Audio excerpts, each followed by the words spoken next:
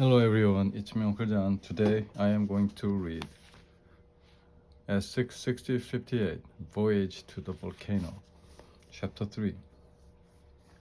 Jim sat next to me on the Magic School bus after he picked up his volcanologist gear. He told me I could look through his pack. It was full of clothes and instruments. Hey, why do you have an astronaut suit in here? I asked. It's not exactly a spacesuit, Jim said, but it's made for some pretty alien condition. When you're down inside a volcano, you never know what might happen. The temperature could heat up, or poisonous gas could spur out, or a chunk of lava could fly at you. That suit helps you. That suit helps protect us. Wow, Carlos suddenly yelled, pointing outside the window. I think I see some lava. Are we getting close to the volcano? You bet we are, Jim said. The lava you just saw is only a year old. It oozed right over a stand of trees that used to be here. How long has Kilauea been pumping out lava? This latest eruption started in 1983, when I was just a little kid.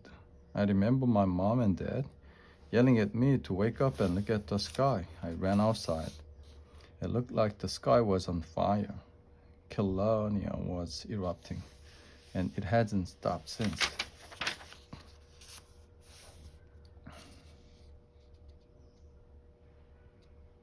But how can we visit it if it's erupting?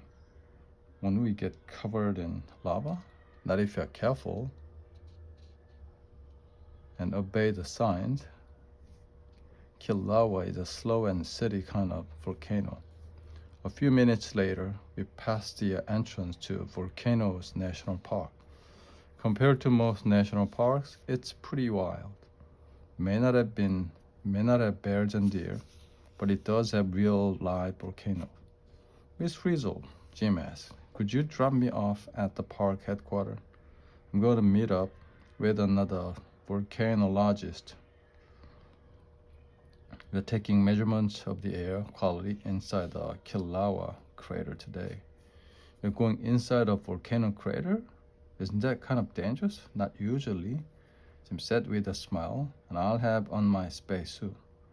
We all yelled goodbye to Jim. Then the Magic School bus chugged off along Crater Rim Drive, one of the top sites in Volcanoes National Park. Our first stop was Surfer Banks. We piled off the bus to check it out. Wait a minute, do you smell something funny? Keisha asked.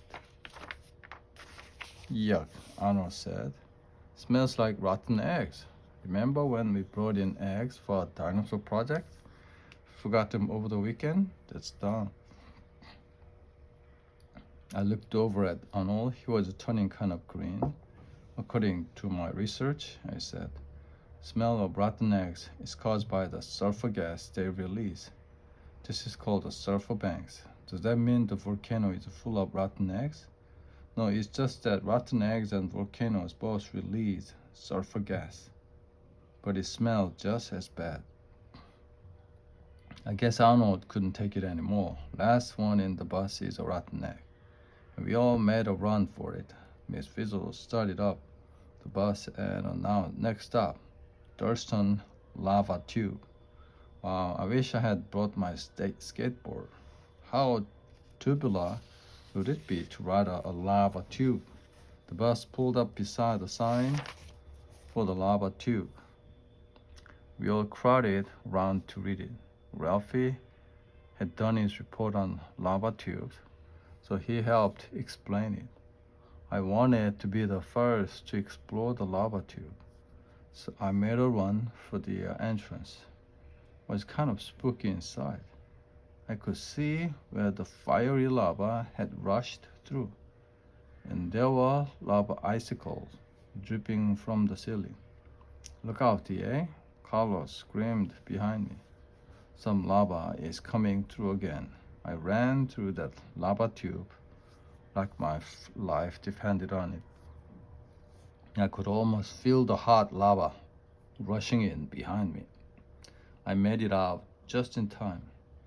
Only problem was, Carlos had pulled one of his practical jokes on me. He came walking out of the lava tube with a big grin on his face.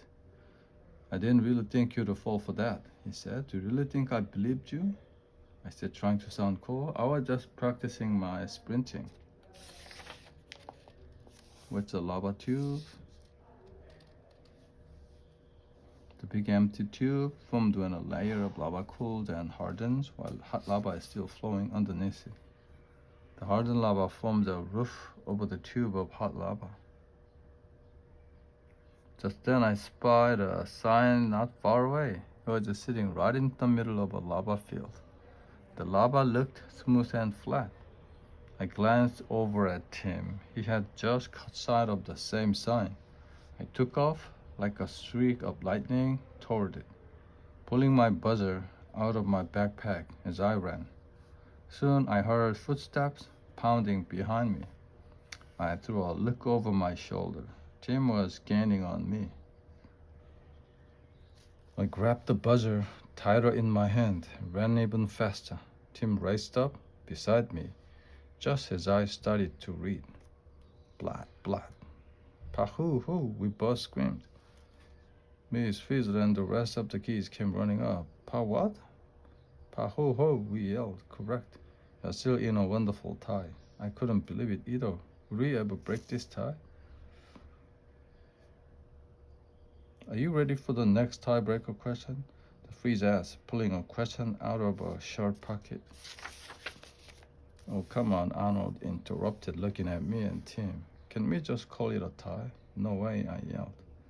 Wait, no way, Tim added. Give us the next question, Miss Frizzle, I said, still panting for breath.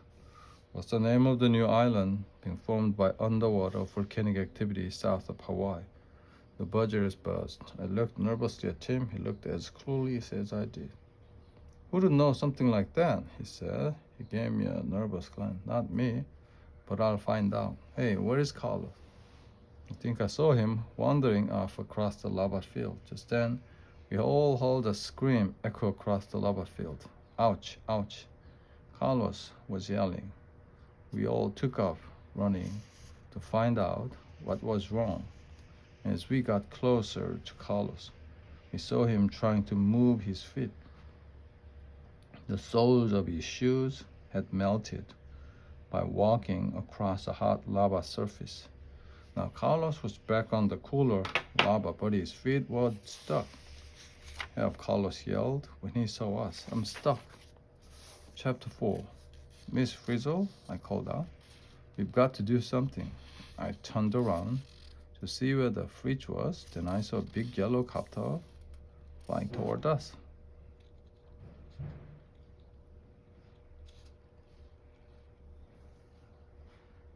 She hovered above him and then lowered down a rescue rope ladder. Carlos, she yelled over the sound of the rotor, untie your shoes. They are history. We all watched as Carlos reached down and untied the laces of his favorite sneaker. Then he stretched up and grabbed hold of the rope ladder. You can do it, Carlos, Keisha yelled. Carlos pulled his feet out of his sneakers as he climbed up the ladder into the copter. You're lucky that lava was cooling, Carlos. Fresh lava can be as hot as the furnace. Oh, that stuff wasn't so hot.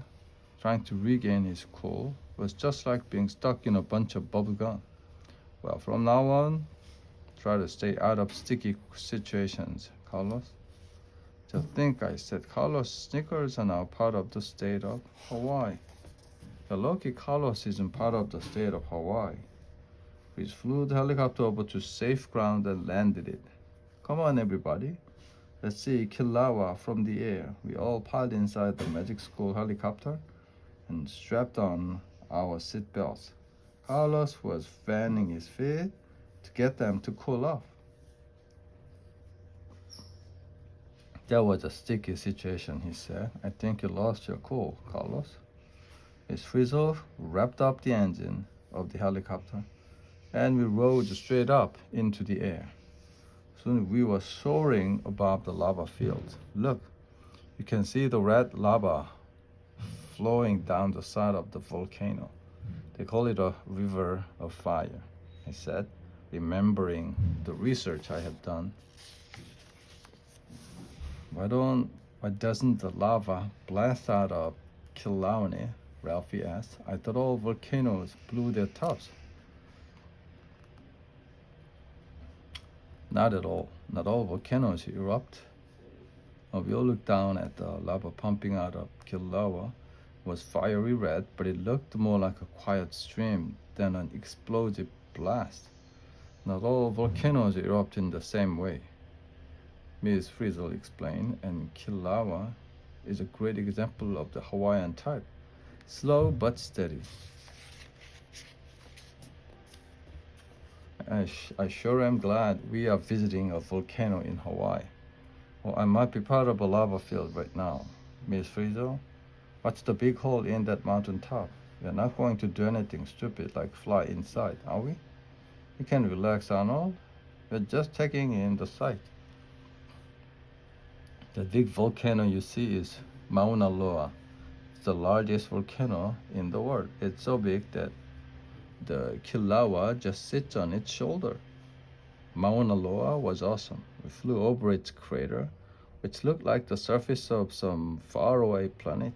Where do you think Jim is? I asked. He could be making a scientific discovery this very minute. Let's go check it out. The Free said. Kilauea, here we come. She banged the helicopter right over Mauna Loa and headed back toward the Kilauea. On the way, Keisha pulled out a drawing pad from her backpack. She drew the volcano for us, and we all added information about what was inside. I started to think about how cool it was to be a volcanologist like Jim. It could be so close to nature in action. It would almost be like taking a journey to the center of the earth. Now I had yet another career to consider. How would I ever choose between being a paleontologist, a microbiologist, a geologist, or a volcanologist? So much science, so little time. Carlos interrupted my thoughts. Hey, I'll bet that's Jim right there, he yelled and pointed down into the Kilauea crater. I looked out the window and saw a small white figure below us. It looked like an astronaut on the moon. Yeah, that must be him. He has on his spaced out suit. We flew over where Jim was busy taking measurements of the air quality inside the crater. I remembered that volcanoes release a lot of gas, some of it poisonous. When Jim heard a big yellow copter, he looked up and waved.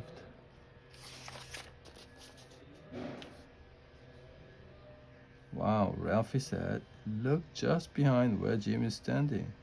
Looks like a red hot lava. We all saw what Ralphie was talking about, because suddenly red hot lava started spurting up into the air in a fountain of fire. Jim didn't even have time to turn around to see what was happening. He was knocked to the ground by the heat, or maybe a flying piece of lava. Miss Frizzle, I yelled, we've got to save him. I didn't have to tell the Freeze to swing into action. She was already swinging the helicopter around and zooming down toward Jim. As the copter descended into the volcano crater, Jim waved his arms at us. We've got to land, Miss Frizzle said. He can't make it out of here by himself. The Freeze brought the copter to a rest a few yards away from him. We all watched as he began to inch his way toward the copter. I could tell the Freeze wanted to run out and help him, but she didn't have on any protective gear, and that lava spray looked as red hot as the Freeze hair. Finally, Jim reached us. The Freeze threw open the passenger door and pulled him in. We all felt the heat of the volcano rushing like an open door was just opened.